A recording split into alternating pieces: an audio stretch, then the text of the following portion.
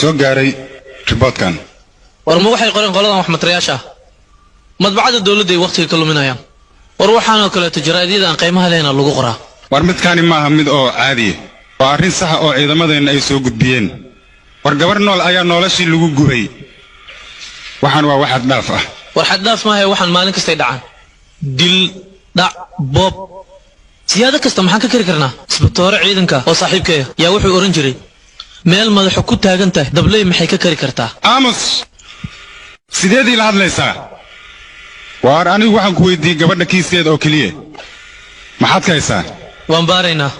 markii aan helnaan kuu soo sheegaynaa haddaad si degdeg ku soo gudbin weysid waxaad la soconaysaa si degdeg ayaan kuu beddelayaa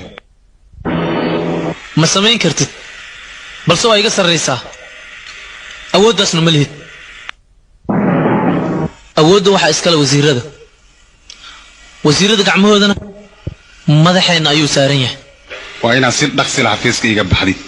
waayahay adiga haddii aad tahay qof daciif ah ma laga yaabo inaad la jaan qaaddo qof anigoo kale adag haddii ay dhacdana taas mid fudud ma ahan ee waqti ayay kugu qaadanaysa bukaatili adiga anaga garab nasiib arrintaas sida garab kugu sii karaa ii sheeg bal